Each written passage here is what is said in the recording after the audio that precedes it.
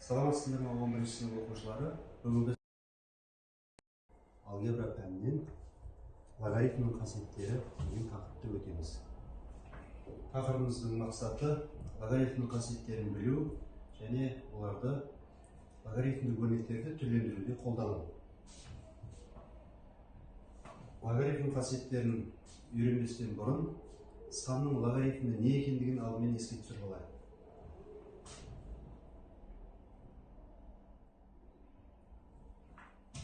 Кез келген А санының С дәрежесі қандай да бір В санына тең дейтін болсақ, логарифм түрінде жазған кезде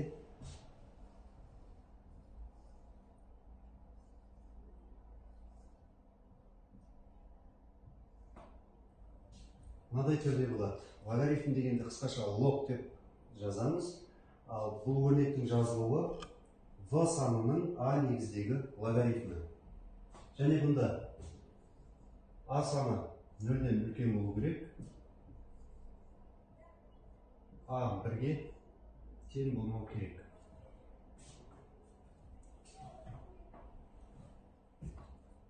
Логарифмдердің мынадай қасиеттері бар. Мысалы, бірінші қасиетке қарайтын болсақ, мынадан білетініміз, кез келген санның 0-ші дәрежесі 1-ге тең деген сөз. Яғни А-ның 0-ші дәрежесі 1-ге тең. Одан кейінгісі А-ның 1-ші дәрежесі, яғни кез келген санның 1-ші дәрежесі өзіне тең. Бір негіздегі сандардың көбейтіндісінің логарифмі осы негіздегі сандардың логарифмдерінің қосындысына тең. Бөлуді алған кезде осы негіздегі сандардың логарифмдерінің айырмасына тең. Бесінші қасиетінде санның логарифм дәрежесін алдына түсіріп жазуға болады. Енді оқулықтан бірнеше мысалдарды шығарып көрейік. Номері 13-те бірінші есеп. Біріншісі 3-тің 3-ші дәрежесі тең 27. Теңдіктерді логарифм арқылы өрнектеп жазу керек. Яғни логарифм негізде 3-тің 3-ші дәрежесі 27 деген сөз. Үшіншісі 3-тің минус 2-ші дәрежесі 9-дан 1. Бұнда логарифм негізі 3 болады, оның минус 2-ші дәрежесі 9-дан 1.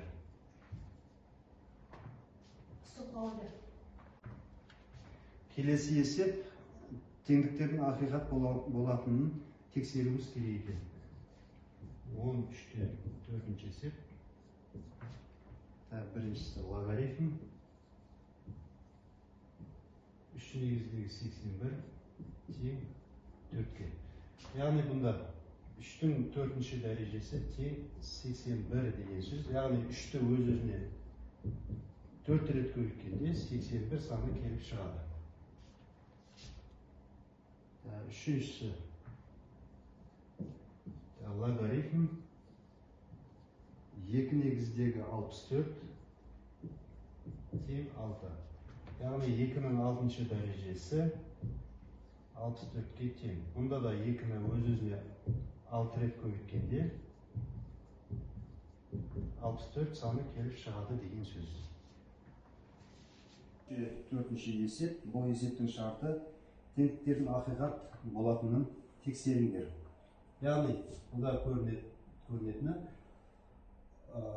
мына есебімізге керісінше, яғни 3-тің 4-ші дәрежесі 81 деген сөз. Яғни 3 көбейтілген 3 көбейтілген 3 көбейтілген 3 81-ге тең деген сөз. Келесі есебіміз 2-нің 6-шы дәрежесі 64. Бұл тәрізді 2-ні өз-өзіне 6 рет көбейтсек 64 саны шығады деген сөз.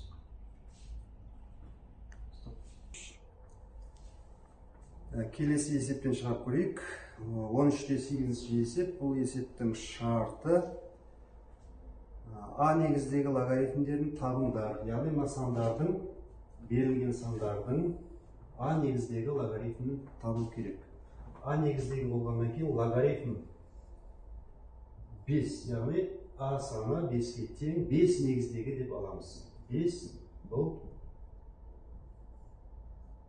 1 деген сөз. Логарифм 5, 5-тен 1. Яғни 5 санының минус бірінші дәрежесі 5-тен 1-ге тең. Логарифм 5 негіздегі түбір асты 5. Яғни 5-тің 2-ден бірінші дәрежесі түбір асты 5.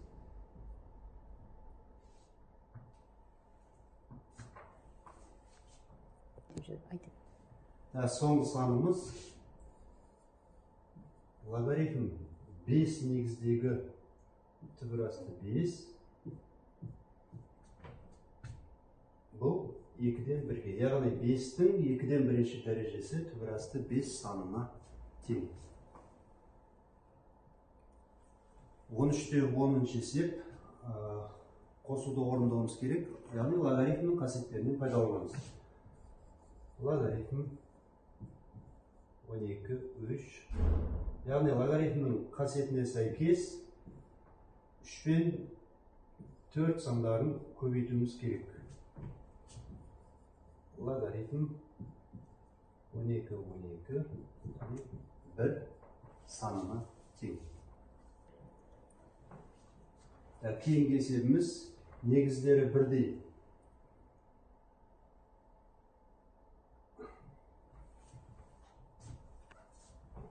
Келесі есебіміз бірдей негіздегі сандардың логарифмдерін азайту, қосу. Логарифм 2. Жерде 5-ті 35-ке бөлуіміз керек. Одан кейін плюс тұрғандығы үшін бұны көбейтуіміз керек 56 санына. Логарифм 2 негіздегі 7-ден 1 көбейтілген 56 десек, бұл логарифм 2 негіздегі 8. Соңғы нәтижеміз, яғни 2-нің 3-ші дәрежесі 8 санына тең. Ал енді оқушылар осы логарифмнің қасиеттеріне байланысты Білім-Ленд платформасынан жаттығу орындап көрейік. Алгебра 11-ші сынып. Көрсеткіштегі логарифмдік функциялар, логарифмнің қасиеттері.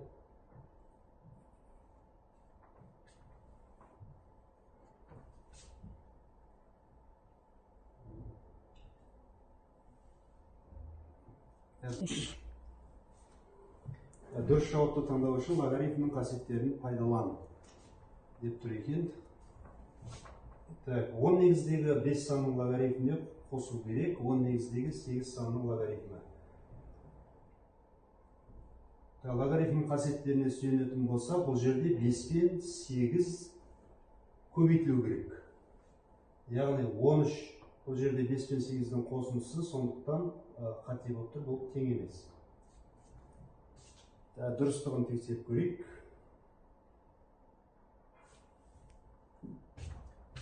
Дұрыс болды. Енді екіншісі.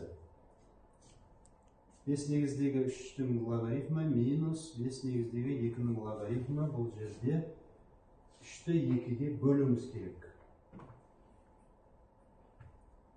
Кейінгі жаттығуымыз 3-шісіне өтейік.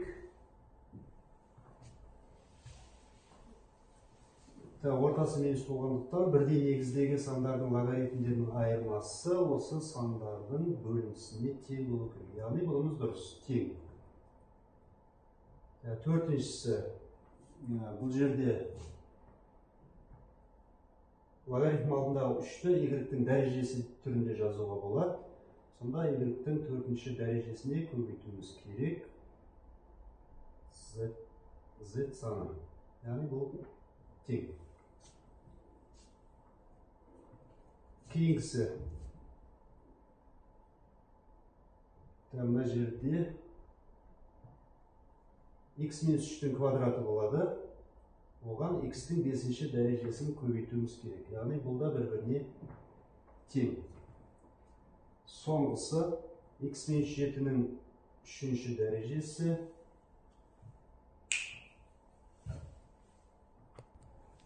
Соңғы жаттығуымыз логарифм алдындағы сан жақшаның дәрежесі болып өтеді. X минус 7-нің 3-ші дәрежесі болу керек. Логарифм x плюс 1-дің квадраты болу керек. Бұл жерде демек бұл дұрыс емес. Ал енді тексеріп көрейік, қайсысы дұрыс емес екенін. Демек, мына жерде жасыл түске ерекшеленді. Демек, біздің жаттығуымыз дұрыс орындалды деген сөз. Ал енді үшінші жаттығуды орындап көрейік. Бос орынға тиісті жауапты қою керек екен. Яғни, 4 жауаптың қайсысы келіп шығады, мына ұяшыққа қою керек. Ол үшін есептеп алайық.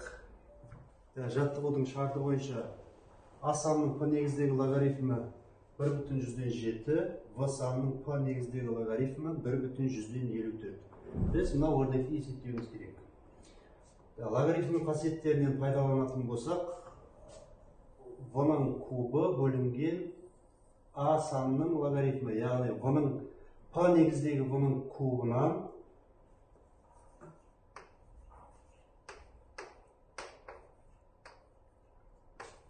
азайтуымыз керек. П негіздегі А санының логарифмін. Бұл тең болады. Енді логарифмнің тағы бір қасиеті бойынша В-ның кубы, яғни 3-ті логарифмнің алдына жазуға болады. Логарифм П негіздегі В минус логарифм П негіздегі А. Бізде П негіздегі В-ның логарифмі берілген 1/54. Яғни 3 көбейтілген 1/54. Азайтамыз. А санның П негіздегі логарифмі берілген 1/107. Тең болды. 1/54-ті 3-ке көбейтетін болсақ, 12, бір ойда 15-16, бір ойда 3, 4/62-ден азайтамыз. 1/107. Яғни бұнымыз келіп шығады 3/125 деген сан. Бізде 3/125 деген сан шықты. Енді осы жауаптардың ішінде болу керек. 3/155 санын ұяшыққа әкеп орнаттық. Енді тексеріп көреміз. Жасылмен ерекшеленді, демек жауабымыз дұрыс деген сөз. Сонымен оқушылар, бүгін жаттығулар орындап көрдік. Логарифмнің қасиеттерін пайдаландық. Сабағымызды пысықтау мақсатында бос орындарды толтырайық.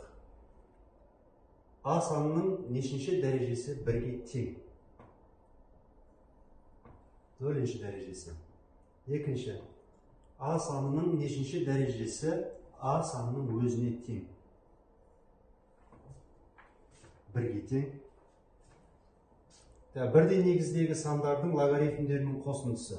Яғни логарифм А негіздегі В мен С-ның көбейтіндісі. С санының көбейтіндісі. Бөлу болған жағдайда логарифм АВ минус логарифм АС.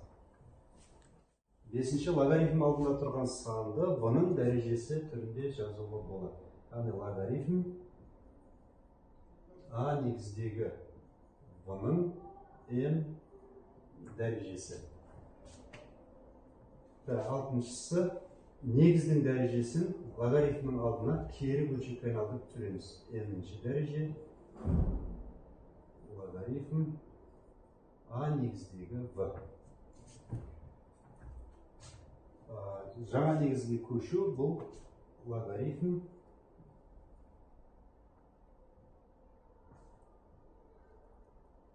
А негіздегі барлық бос орындарды толтырдым деп ойлаймын.